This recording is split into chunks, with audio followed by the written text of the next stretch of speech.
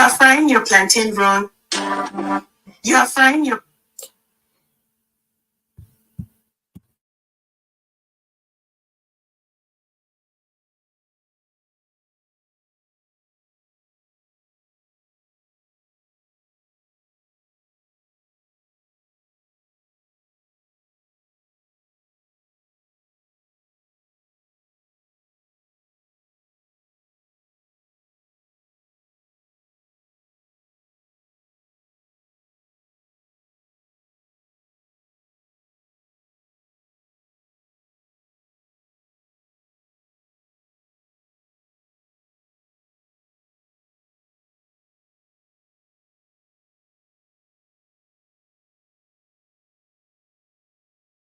Good evening, everyone. Thank you so much for joining in. Welcome to today's episode of Africa Before Africa podcast. As usual, I am your host, and my name remains Moyoluwa. And today we'll be talking about story correcting Africa through intentional parenting. And in here today, as usual, I'm not just here alone, I'm here with a delectable, intelligent, beautiful, and amazing woman. She is a coach by profession, a mother, a wife, somebody doing great things in her field. She is a parent, strategist, and a teens and development expert. So it's such an honor to have her in here with us. She's not just trained locally, she's also trained internationally, and she's doing amazing things in our sphere of influence and is also making great impacts. Thank you so much, Coach Adi Folashade, for joining us today. It's such a delight to have you with us. Good evening, Ma. I hope your day has gone well. Yes, my day has gone well, and I'm super excited to be with you. Can you hear me clearly? Yes, perfect. Loud and clear. I can. Yeah. All right. Thank you so much for having me. Yes, Ma. Thank you so much, Ma. So, like I said earlier, we're going to be having a conversation around intentional parenting today. And our guest for today is an expert. She's doing great things, great things in parenting, not just parenting by herself, but also helping fellow women, fellow men, fellow corporate men and women doing good job in parenting so that they're not lacking behind in their parenting. They're also together with their work, together with their businesses, they're still also doing amazing things even in parenting. Thank you so much for joining once again, Ma. So for today, the first thing we want to do is meet with Coach Ade Folashade. So we'd want to hear from the horse's mouth, Ma. Would you please do us the pleasure of letting us know who you are, what you do, amongst other things? Amazing. Thank you so much, Moji Sola, and to everyone listening as well. Thanks for being here. My name is Ade Folashade. Fola for short. I am a parenting strategist and a teenage development consultant and expert for over 15 years. I've been in the teenage space. I lead the effort and the work at the ADF Coaching and Consulting, where we are focused on raising empowered teenagers and building supportive communities for them. So we work with the key ecosystems, the primary nurturers of teenagers, because we understand that the teenage phase is a different and also a unique phase where teenagers have unique needs, and for them to grow up holistically and be prepared for the real world, they need very specific support, tools, and resources. And so, what we do at the ADF Coaching Consult is to raise empowered teenagers and also support um, communities that can help us fulfill this goal. Right. I'm also a parenting strategist. I work with busy executives. I help them to create systems and structures that allows them to win at work without to win at parenting without sacrificing their dream life or their careers. I do not believe in the stereotype or the myth that you can have it all. And I don't honestly believe that you need to drop the ball, or you should drop the ball when it comes to parenting. Parenting shouldn't be one of those things where you are juggling. So I do not believe that the word juggling should come in the same sentence with parenting. So how we do this is that we help busy parents create structures that allows them within the limited resource of time that they have to still win at parenting. Children are whole beings need that have specific needs, and it is our duty to ensure that we are meeting those needs. I like to say, parenting doesn't wait. So I help busy parents achieve that. Thank you so much. Great work you're doing there. I like the fact that you pointed out that parenting and the word juggling shouldn't come hand in hand. It should be something that you enjoy doing, and it shouldn't, because you're a parent, other aspects of your life shouldn't lack. So there's a way that everything could work alongside. You're thriving as a parent, you're thriving as a business person, you're thriving as a corporate man or woman. Thank you so much for that, ma. So Absolutely. I'm going to comment from what you said you do at ADF Coaching and Consults. I would like to know, and I'm sure the audience would like to know also, what inspired you to start it? What inspired you? What gap did you identify that made you feel, yeah, this might be a good thing to go into? Amazing. I started working with teenagers when I was, or with, but like the teenagers or children right now. I would say teenagers because I was going to schools, secondary schools, while I was a teenager myself, about 17, 18. I started going to schools by myself. I would knock on the door, I'll speak to the principal and say, I'd like you to speak to your students. So that was, I was just that person that carried on my passion of working with young people very early, and working with them has been over a sustained period of time. And I realized that um, the work we do with teenagers alone didn't have the deep sense of continuity or sustainability. And so it's possible for you to work with a child, but a child goes back home to meet a parent that probably doesn't have the skills, doesn't understand them. And so you realize that that gap is is there. We also see that a lot of times parents have the best intentions, but best intention does not meet the fit actions right.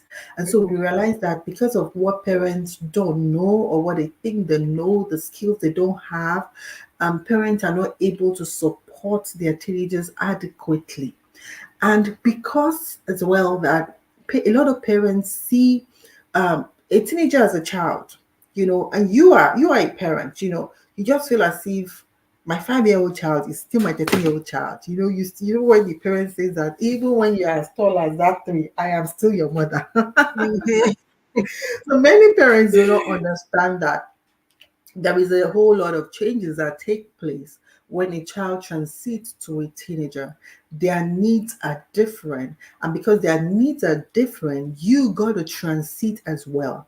And so because Mm. many parents do not transit, we realize that that gap of not being able to support their teenager adequately, which is what actually gives rise to the stereotypes that many people give about teenagers. Oh, that teenagers are difficult, teenagers are this. When I tell people I work with teenagers, like, what kind of work, what work are you doing? You know, and they are sending their well wishes to me. So there is the huge gap. There is a skill gap. There is a knowledge gap, and I realize that the work we do with teenagers will be short circuited if we do not engage. And as we work with teenagers more and more, we also see that um, there is the ecosystem that influences a teenager. I actually call it the You're right, villages.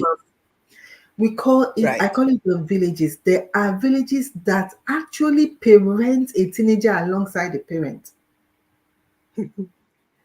Look at the school system, for instance. Your child spends as much, if not more, time in school and doing school related activities. Yeah. So that if we do not pay attention to that village, we realize that there is a huge gap that is opened. And if we focus on parents alone and we do not focus on the huge. other ecosystems of a teenager, it's almost like we are shooting ourselves. There's always going to be a back door. Mm. And so these factors, especially with these factors, including the research we continue to carry out with our teenagers, what they are telling us was what gave rise to the need to form ADF Consulting, where we work with teenagers, but we now also work with the primary ecosystem of teenagers, where we support them, help them to create systems, systems that help them to support the teenagers in their care, and also to teach values, sustainable values, and life skills that ensure that once a teenager is within your care, you're doing the right thing that prepares them for the world and also makes them a contributor on the world stage eventually. Thank you so much, Ma. A lot of things that you said actually resonates with me, because I remember that when I was actively teaching, I'm one of those people that believe that teenagers are like a lot. So my own interests were in early years. Any child older than 8 years old is not for me. Younger than eight, I can do. Older I than eight, know, no, just be there.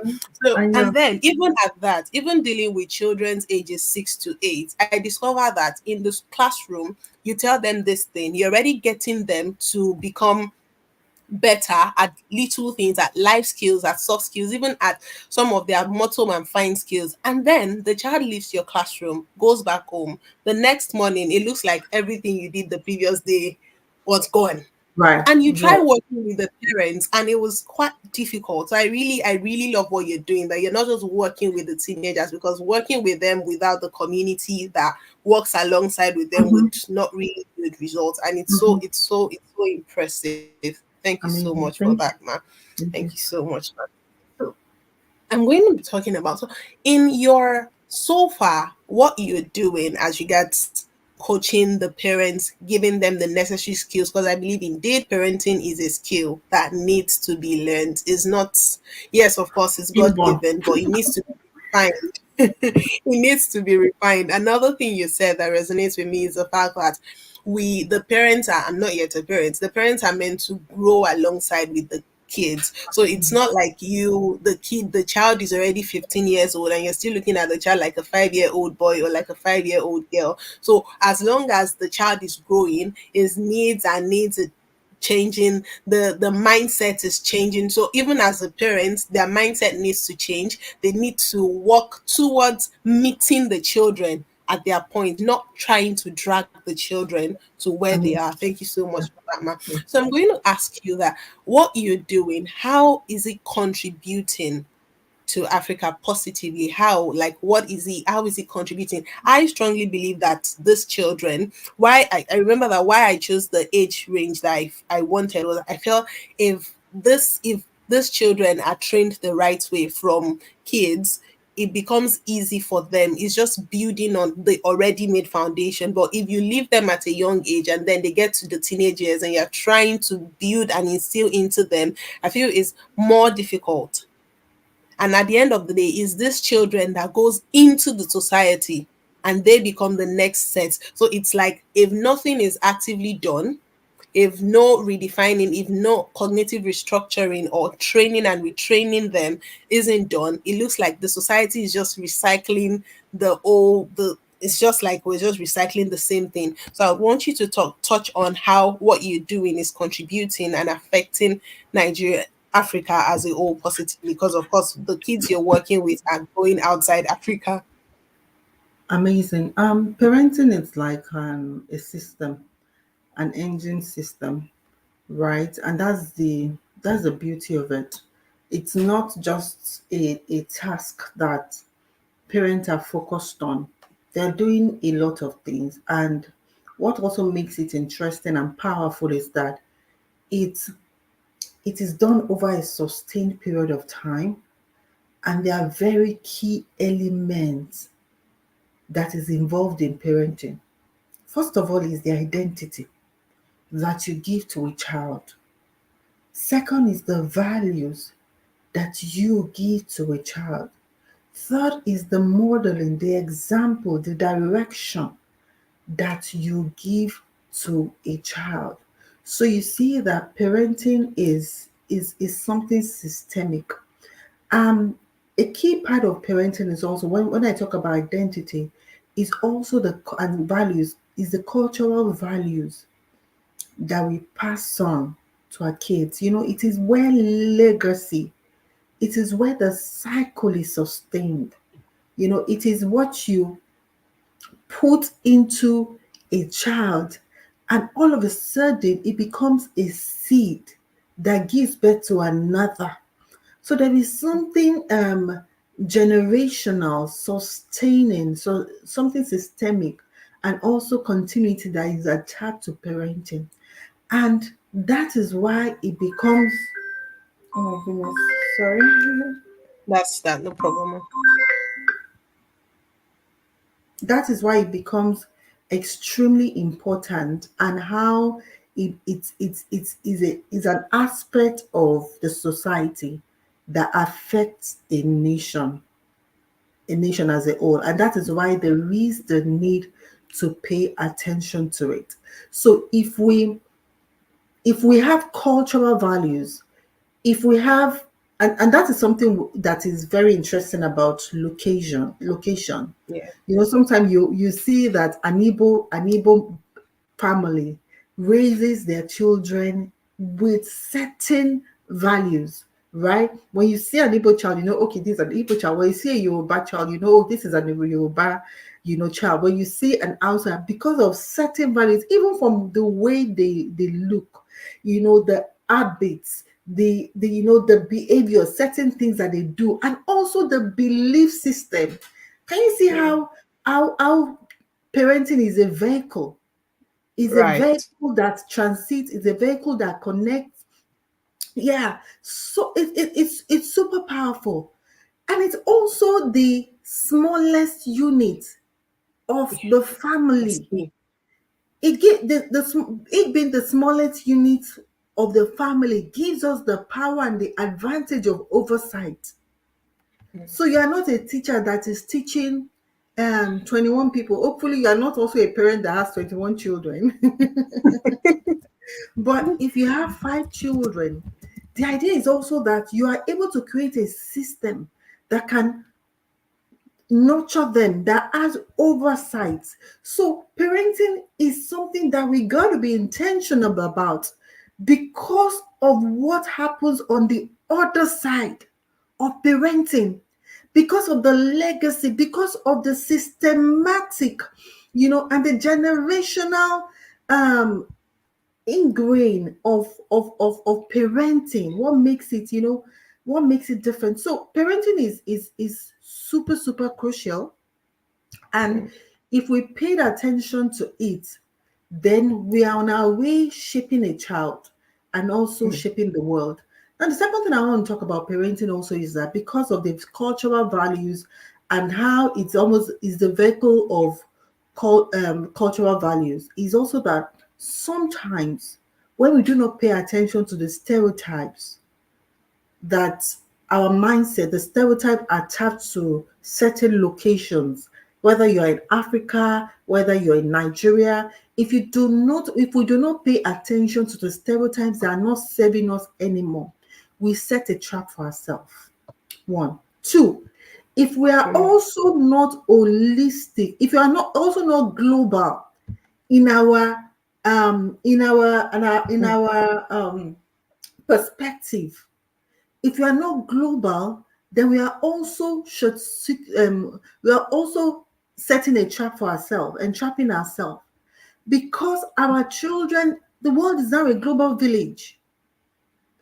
If you think your child is not influenced by something that is happening in far Russia, around the world, we lie.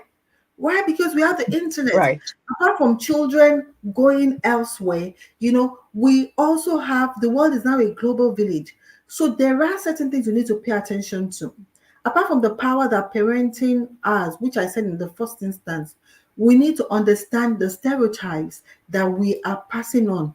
Are we testing the myth, the stereotypes that we pass on, our belief system? which becomes the foundation of who a child is, are we testing it? Like, are we having clear beliefs? For every family, are you saying that these are our beliefs? It's something that we also can attach to a country. Mm. It's also we can attach to schools. Imagine we sell our global or our national identity through schools.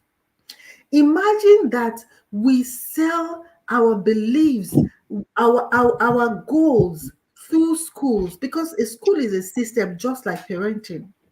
Right. And the third thing I said was that we also need to be global thinking as parents. We need to ask ourselves what is really happening in the world, because on the long run, apart from our children now have a large expanse of influence. Two, our children are going to be competing eventually on a global stage. There are also opportunities that are not limited to Africa, but they are limited, they are, spans around the world. And so parenting has to take a broader view. And this is what we call intentionality. We can't just, while our that small ecosystem is important for oversight, for nurturing, we gotta be futuristic and global in thinking, so that we do not put our head in the sand, thinking that it's just about you.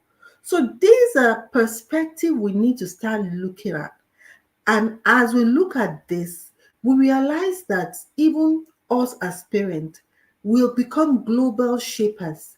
We become national shapers. We become regional shapers. We're not just shaping ourselves, we are shaping our children for the impacts they bring to the world and for the impacts they bring to themselves on the long run.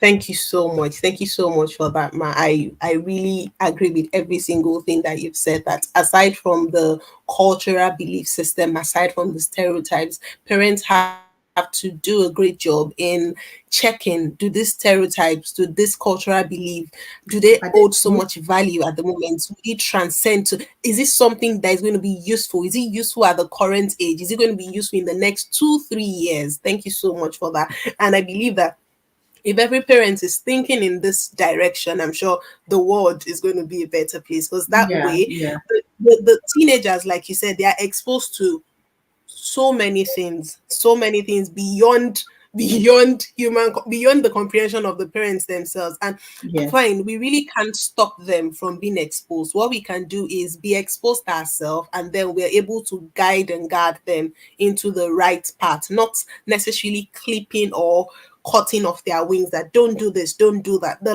life is evolving, and as the children are evolving, the parents also needs to evolve.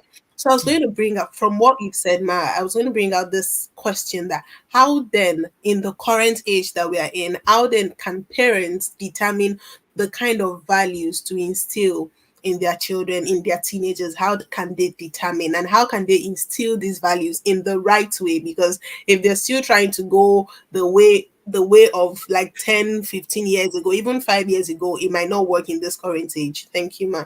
Amazing. So I'm going to share about four ways to determine the values you should be sharing to your child. The first one is your values.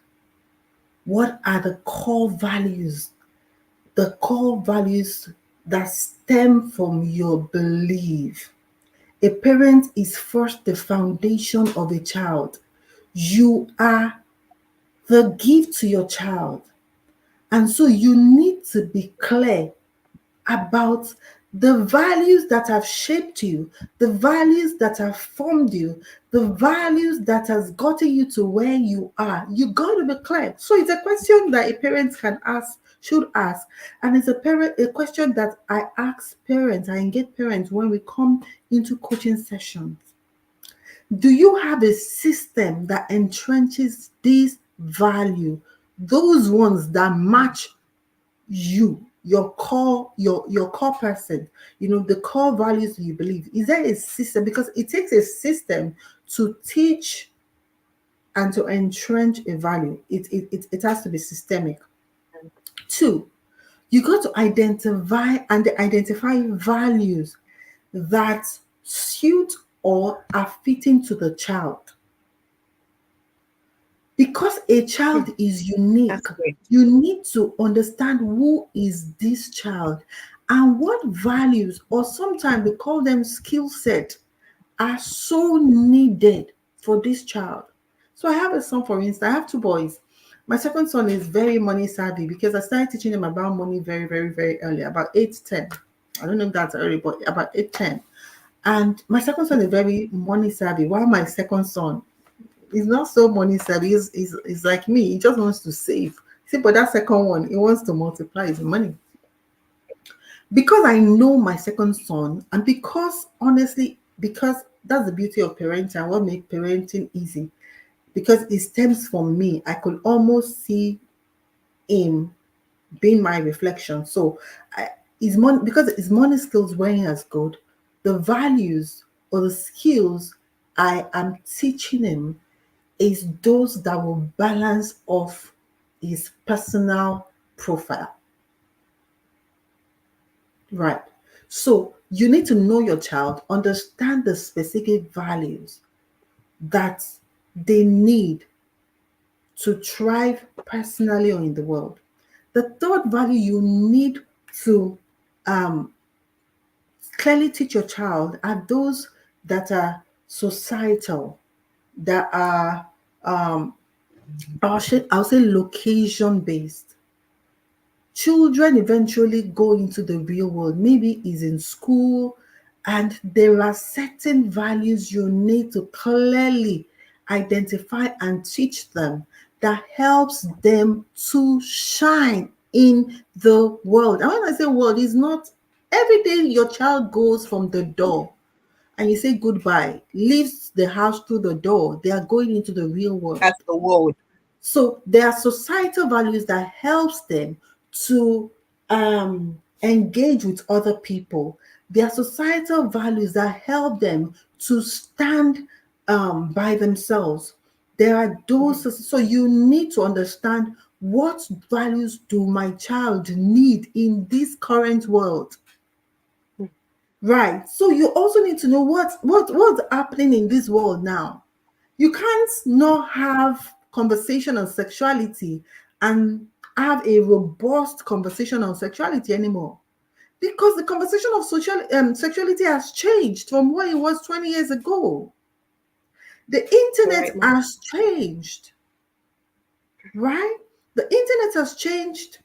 A lot of things have changed. So you need to teach your child the values, societal values, values that help them to engage the present face of the world. And the last one I will say is the values that are futuristic. You know, Mhm. yeah, because you also need to look at that, who your child wants to be, who will be. Now your child is 10. There's some conversations you probably are not having with your child now, but your 10-year-old child one day is going to be 15-year-old, it's going to be 25.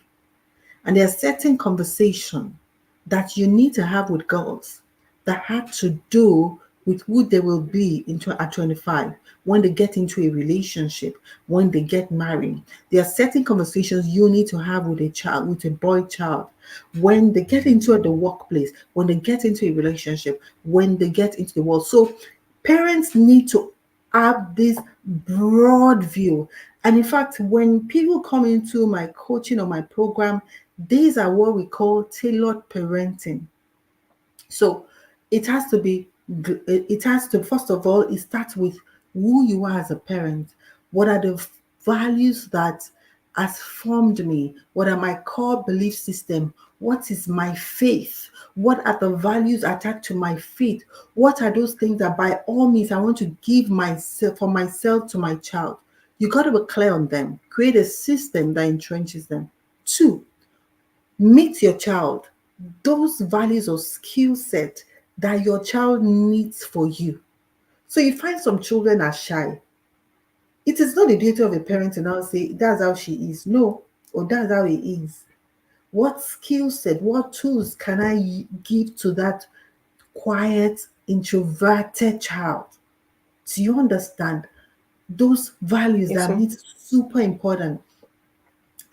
Then the third one, I said, are those attached to our present world, our society, their primary interactions, their primary ecosystem where they are interacting with friends, with strangers, in school, in church, online. What are the values? What are the skills? Or what are the conversations that we need to have that surrounds that? And the last one I said are those ones that prepares them for who they will be in the Become. future. Yeah, so I've got it. Thank you so much. Thank you so much, man. One of the things I picked up from what you said is the second point, which is the child-centric value. So that means every child, even if it's a twin, even if they are twins, fine, they were Absolutely. given birth to the same day, they have individual values, and as parents have to be intentional about not just instilling their own core beliefs into the lives of the children, but also getting to know the children. And that's a lot of work, actually, getting to know children, and then that way you're helping them, you're instilling values that they need. Another thing that stood out for me is when he gave the instance of a child that is probably shy, and then of course Mhm, every typical parents would just say, yeah, that's the way he is, that's the way she is. And then this mhm. kind of Yeah. children, they go out there and they get cheated, they get rided upon, like, okay, well, he or she's not going to speak. But at deep in, the parents have done a good job in, okay, fine, you're shy, but this is still a way to stand up for yourself in a polite manner. Thank you so much, ma. So I was going to say that, looking at what you said, that so that means a family or a parent that has 3 or 4 kids, the parent has the work of knowing the 4 of them, and probably will be instilling different kind of values kind of into the 4 of them. How then can parents, how possible is that? What would help parents to do that? Because of course, like you pointed earlier, you don't believe that because you're a parent, other aspects of your life should be lacking behind, or you should just pause every other aspect and then finish parenting. And another question I was going to ask you, Ma, does parenting ever end? Okay. The first question is just, can you say it that clearly? Then I noted the one, does parenting ever end? The first one Yes. is The first one is, how can parents, how can they do it such that they are knowing the individual child and knowing how to help and the kind of values to instill into these individual children? yeah. That's your advantage as a parent. So it's worth you it's worth it. You need to give it the shot. You know your child is your advantage. I call it tailored parenting.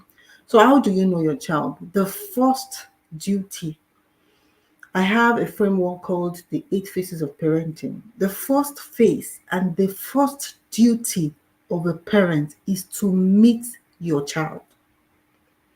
This task will run across board, but it's super important for at least the first 3 to 4 years of your child, because at that phase, children come in they present their raw estate.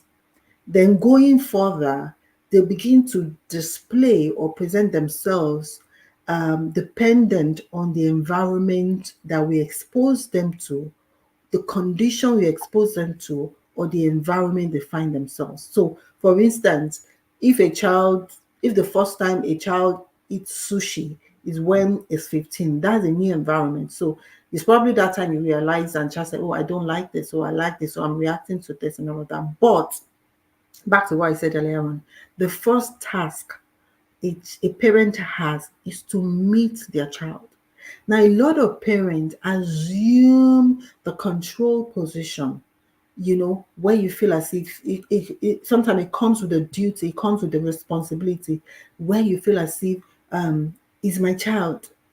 I know my child. Now, you have a duty to meet your child. So when you meet your child, you understand this child, and that's where being a student, learning the right skills, and even on observation. If we bring the Bible in here, you will realize that there were parents that were key observers of who their child was. So it's an assumption and a false assumption to assume that you altogether know your child. All children are unique. So if you pay attention, find their strengths, seeing how they react to certain things, and you take note of them, what are their strengths? What are their, what I call maybe something, I don't know if I should call it weakness, because sometimes the word is not weakness, it's just their difference or their uniqueness. So that's the first part. Whenever you send your child into a new environment, it's also important to also take a good, keen observation of how your child reacts in that. But the most important one is the early stages, those early stages. Now, this is what this will help you to do. It will help you to tailor parent. When you know your child, it will help, and you have the right skill set. And this is where the gap may be. You know, when you know your child, you are now able to tailor parent. You now know this is who this child is. This is their gifts. These are their strengths. These are their uniqueness. So that is what helps you to tailor parent. And when you tailor parent, which is what when you focus on your child, when you raise the child in front of you, you realize that it beats you off from the noise. A lot of people are parenting. You buy a parenting book and you're just implementing everything they've written there. You are choosing a child for a school for your child, and you're asking what's the best school around. You're asking your neighbor. You're not taking the cue, because your child is your first compass. Is your first compass. You're not taking the cue. But when you meet your child, get the right skills, you are putting yourself in a position, because what also happens is that the child feels seen. Your child feels seen. They feel they belong. And when they belong, they are building a connection that is unique to you.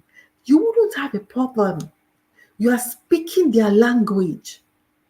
Children know when you speak, even when you have 4 children, and that's the problem. I've had clients that they try to balance parenting. They want to treat every child, and they say, no, I don't want a child to feel different. You got to parent. You can't parent like Gina says that one size fits all. No, you should parent differently. Yeah, it's called tailored parenting. Then the second question was that, does parenting end? I would say the parenting never ends, but it evolves. It evolves. I remember some days ago, my mommy came to my house and she told me off, and I adjusted myself, right? But what happens is that parenting evolves, and that is why we have the different stages of parenting. There are certain things that you have to do in the first, second, third stage. Like if you don't do it, you can't do it in the last stage, right? At the end of the day, parents evolve to that position where they become their children's cheerleaders, where they now begin to reap the investment they are putting into parenting. So the time where you sow the seed is even from the time where you enjoy the investment. That's an involvement. A time when you know the child is even from a time where you connected with your child, or where you build structures.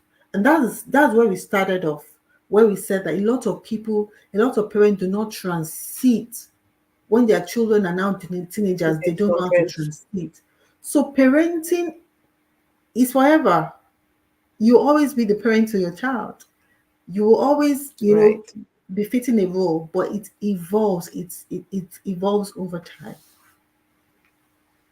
Thank you so much for that. It's so apt. Thank you. Yes, and what you said, truly, parenting evolves, because like you said, like you pointed out when we earlier started, that there needs to be a transitioning, and the word evolving is as good as saying there's a transitioning happening. And also the part where you talked about how to the first question you answered, where you talked about how to help parents know their children. And I love the fact that you broke it into steps, saying that the point of knowing is at the early phase where they are at their raw estate. And that's the point, sadly, that's the point where most parents miss the most.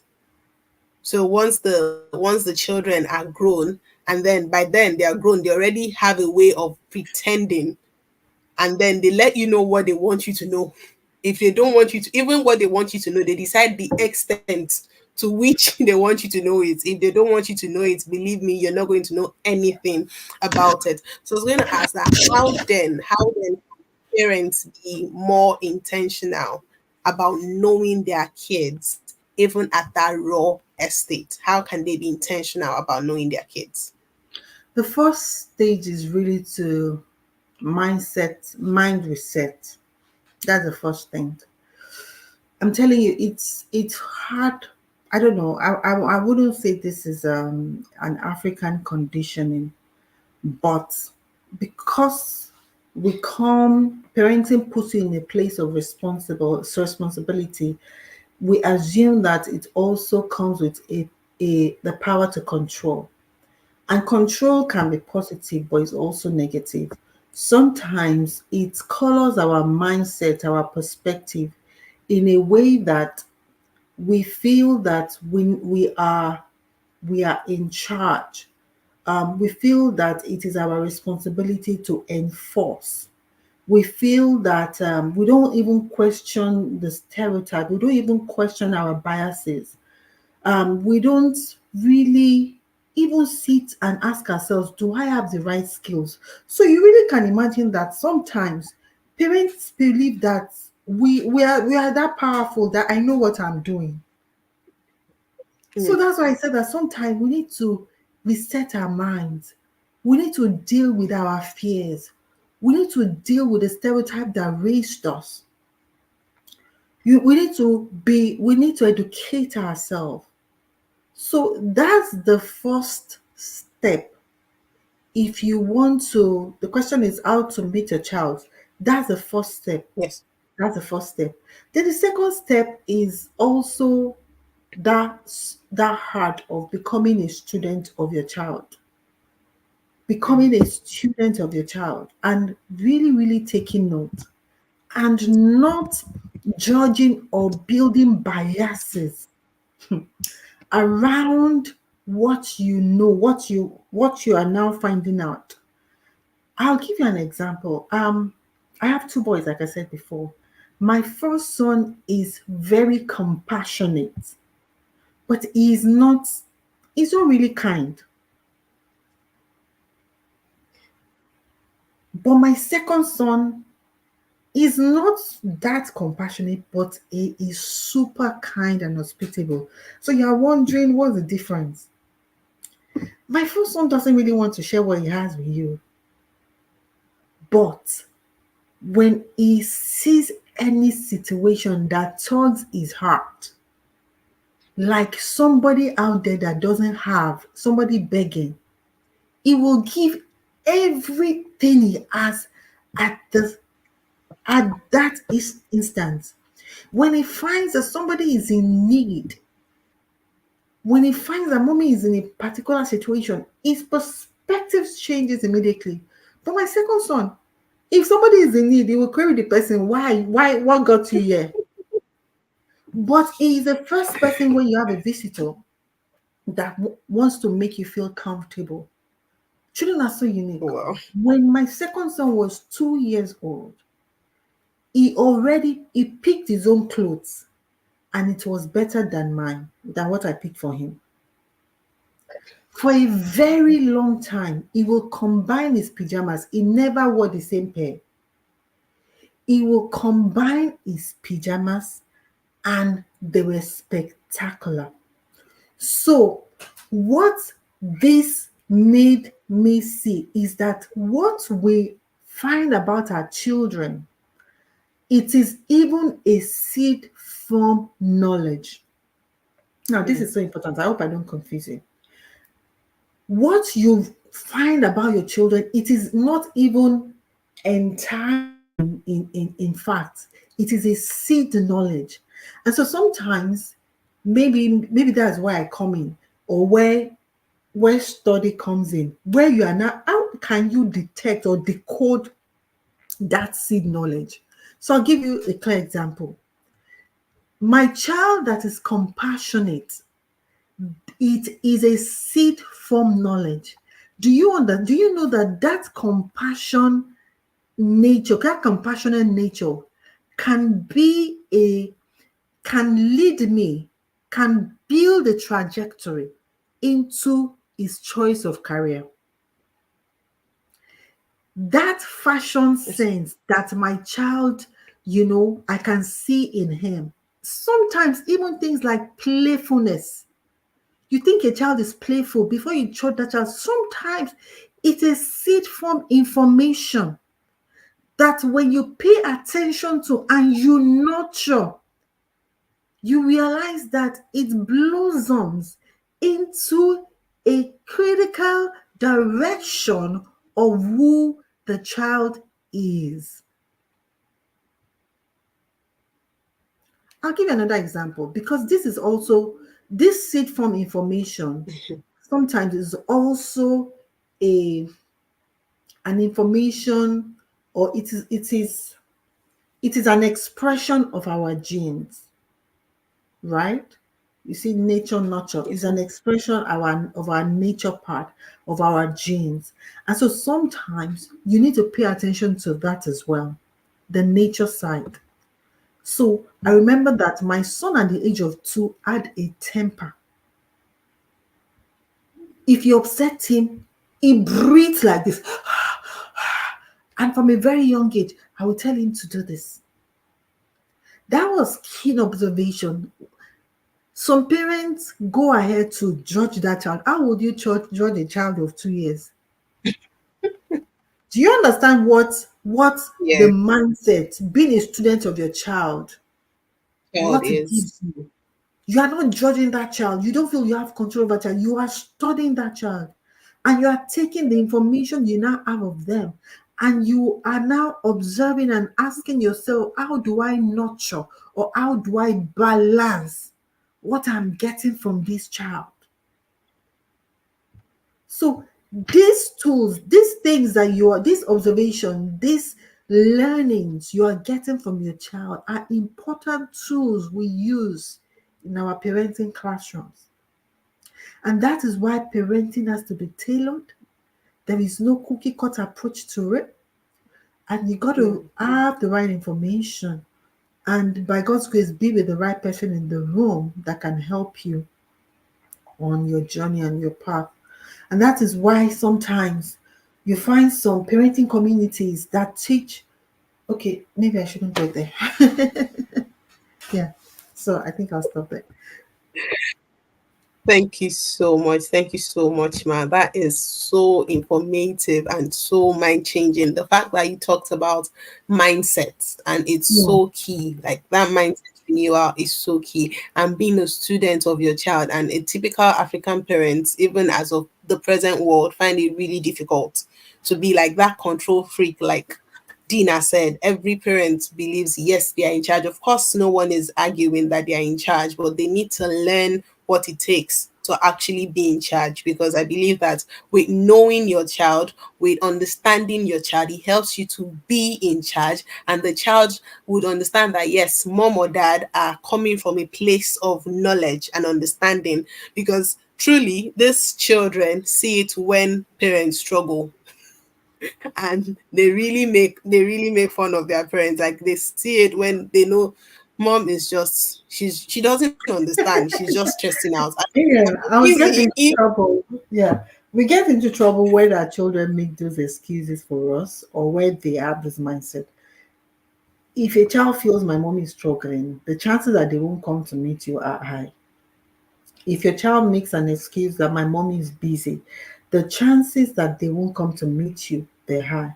Those are different problems that we can fix in some certain ways. So, but I won't go there. So let's go.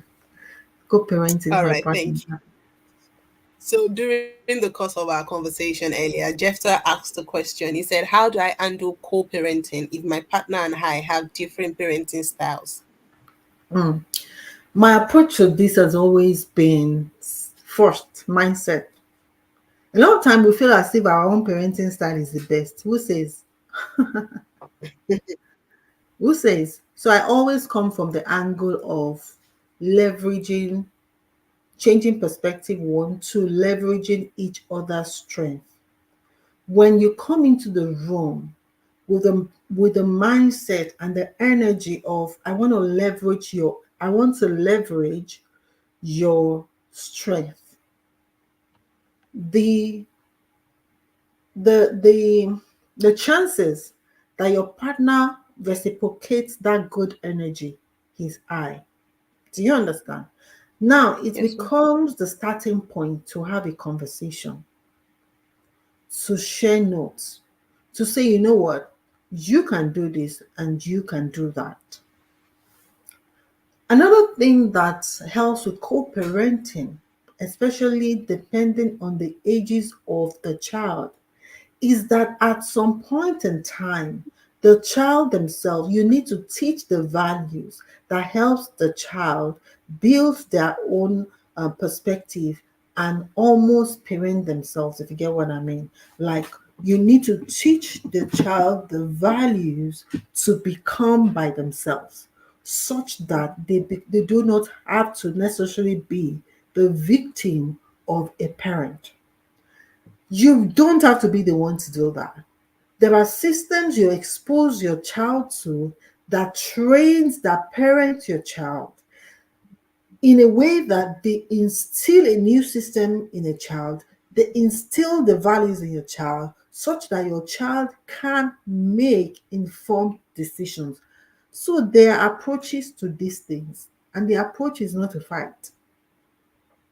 The approach is to ask yourself, this what is the best I can get from this? That's when you ask the question, for instance, um what is can I play to the strength of my partner? Right. Two is when you now instill values. Values is like an engine. You instill it into a child such that they by themselves have a sense of right and wrong, and they can um, make decisions by themselves. So wherever they're going. The third part, before I go to the last one, is that at some point in time, you need to have robust conversations with your child about um, the situations you are in. That's super important. Children see, Yes, especially sir. as they're growing. So if you're in a co-parenting situation, there are some conversations you need to have with your child. Otherwise, they will cycle certain habits, they will cycle certain mindset, they will cycle certain perspective. The Mm. fourth one is that engage a support system, engage a village. Don't leave it to just the both of you. You can bring in a coach. You can choose the right school, right? You can you can leverage systems that doesn't make you just about you anymore. So Mm. that parent that is thinking like this has a vision and is asking, how can I get to the end of the vision? So there are so many things you can bypass, you know, that is outside Right. of your co-parent. So stop making it look like the co-parents they are stuck with that situation and you become a victim of Right. it. Nah, you can do better. I hope Thank you that so answers much for your that. question. Yes, Ma, it did. Jeff, I hope he did answer your question. Yeah, so I have a question from the conversation we just had. Like, I'm looking at it from the angle of children with single parents, say maybe just the mother. And I understand Yeah. that children need both parties at the end of the day. They need their Mm, father as much as they need their mother. How mm. then, for people in that situation where it's either the father that is not anywhere in view or it's the mother that is not anywhere in view, how can the parents that is available raise that child such that the child does not feel anything lacking, like any aspect isn't lacking, and then leading to the child probably not developing emotionally or just lacking one or two things that the child needs to have? Yeah, I'm good. It's going to depend on the child, no, on the age of the child, and what you really mean by what are they lacking. Yeah. So there are points if your child needs mentoring, if your child needs father figures, if your child needs mentoring, coaching, there are ways you can build that into the system. You can consciously put your child in villages that helps your goal. The second thing that you also need to understand that when your a parent is in a situation that the other child is not, the other parent is not involved, it's a reality we can't color. It's a reality we can't change. So what does that mean? Sometimes we need to have real conversations with our children to let them know that these are situations that happen that are outside of them. They are not by any means at fault. And we need to start teaching them that adults make decisions and we cannot become a victim of two adults' decision. Oh, you are better than that. If your daddy made a mistake, your mommy made a mistake, you should be better than that. So Exactly. the child, we need to get conversation to that child that they need to rise above situations that two adults put them. So we need to have conversations. So how can we create a system to beat the other system? So you need to have conversations. And so someone need to understand that people also sometimes we don't need to also demonize the other party. There's a way we layer this conversation. Because the reality is also that men and women are victims. Sometimes we become victims of the system that birthed us, right? So we can forgive either party, but we can chart our own course. So if you have a child that is on that path, there needs to be a time when you begin to have true conversations. And those conversations has to be healthy. You got to guide the heart of your child. Your goal is not to victimize someone and make you right. No. Your child must be your focus. And your goal must be that the heart of the child is in the right place. And the child grows beyond the system that produced her. And this is also where we now have the value conversation. What does your child need? What values, what skills, what need does your child have that we need to provide? So that by all means, that child must be whole. We must not recreate a child that feels like I didn't have a father. So what? If your father died, what will happen? Abby. If your mother was not there, what will happen? Right? Mhm. Our perspective needs to shift. Be we shouldn't have the victim position. We shouldn't be in that position where we want to be right, the other person wants to be wrong. You don't get anything from that. We must be child focused and we must begin to have conversations, engage the right system or the right villages to support the child in front of us. Thank you so much, Ma. Thank you so much for answering that. Another question that I have is, what role do you see parents playing in shaping the future of Africa by I think raising that, socially conscious yeah. and informed children? What role do they Mm, play? mm. What if parents now see parenting as a tool that doesn't serve their purpose alone, but Mm. serves a world, a national agenda? What if we begin to change our mindset that we are not just changing, we are not just raising our child, We are raising solutions to the world. What if we begin to see ourselves as raising solutions to the growing social issues we have in the world? What if we begin to build the mind that we are raising life changes? You see that when we begin to have this mindset, our approach is going to change. How will it change? We will not only teach our child English, we'll say, you know what? Because you are raising you for the world, you're going to learn French, you're going to learn Spanish. Right. We are going to start having rounded conversations. We're going to sit our children and we're going to talk about global issues, and we're going to start having rounded conversation. No more selfish conversations. The decisions we'll make will be global in its center and not just centered around us. And that takes a lot of work as well, I agree. because we need to change. The tools we engage will change. It's the change. So that's really, really, really, really from everything we see every day. Like my friend, Ifeoluwa, is on a global stage. You on a global stage. We are really, really raising children for the global stage. That's God's intention, that our children become a city on a hill that can't be hidden. So the Exactly. first part is that we change our minds. We become less selfish. Sometimes we do parenting out of my perspective. I want to raise children. I want to raise children that will take care of me. I don't want children that will be bad. I don't.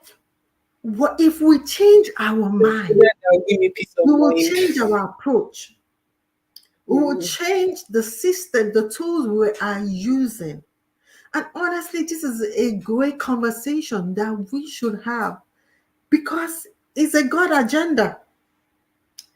And the tools we will put into our children will not just be community size. When I say community, I mean my new family size. Just feed yourself. Yeah. Once you have money, $2,000, and it feeds yourself and your And your family. Right. We also need to have conversations and systems that solves global issues. So what do I mean by that? There's some conversations that you have when we're asking about, maybe for instance, your career path. It has to be global in thinking. There are so many problems that it's not an American problem, it's a world problem, and we need to engage on that level. We need to see that the seed form information or feedback we get for our children is not shouldn't remain in the seed form or in the 30 multiplicity stage. We need to see it on a bigger scale. So imagine that your child can sing, and that the child is not, you're not training the child to just sing in their natural dialect. They're not singing in English, they're now adding French to it. What if your child has a particular skill set and you begin to grow it in a systematic way, not in a way that overwhelms the child? Do you get? And it Yes. also will tell in the opportunities we create for our children. There are diverse opportunities we create for your children. When our children are on holidays, where are they learning from? Where are they in training? What exposures are we giving them? Some parents, we wait too long to expose our children to the world stage. We take them on a vacation and it's just about. We need to expose our children. That's one of the most powerful gifts we can give to a child. Exposure. We need to have questions around their dreams. Are you raising a dreamer? So these are things that show that we are ready to raise children who can actually operate on a global stage. We are giving them the confidence that can move mountains. We are giving them the tool set that can operate on the highest cadre of flight of highest cadre possible. Yeah, this will show in our visioning, in the way we map out our own agenda. Yeah. Thank you so much for that, ma'am. Thank you so much. So finally, before we round up, my last question, hopefully others don't have any. So what practical steps can we take to ensure that every child grows up with a vision to contribute positively to Africa's development and even global perception? Mm.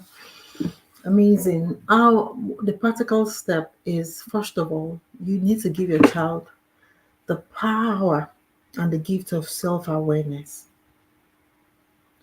When you come on that assignment of meeting your child, it is not your information alone. It is an information for the child. By the age of 6, 7, 8, your child should be so self-aware that nothing can shift them from who they are. I remember my son going to school and they're saying that, tell me 10 things about you. Or if do you like it? One question like that, he raised up his hand and he kept on going and going and going. Because my kids are super self-aware, and that is why they can't be sibling rivalry, because they are so full of who they are They know individually, themselves. and they Mm. learn to celebrate other people because they are aware of their difference and their uniqueness and strength. So the first task to give and the first gift to give, practical gift to give, is a gift of awareness. What are my gifts? Where can I function? Second thing is to set them up in environment and opportunity that helps them to harness their gifts. And that's why children can enjoy their difference. Do you understand? So if you put all these things I'm saying Yes. together, you know who this child is. That child is growing in it. I have two boys. If I want to have business conversation, my first son won't even want to come, because that second one, he will cancel you, and you can sell what he will tell you at the age of 11, 12. You can run with it. Fantastic. You see, but my first son, when it comes to things that have to do with the heart, that has to do with intellect, I've written an article, I've done a design, I'm about to take I told him they're very compassionate. When it comes to Right. emotive things, I can have conversations with him. And they know their difference, setting them up in opportunity. A teenager's growing brain is not a dysfunction, it's just an information.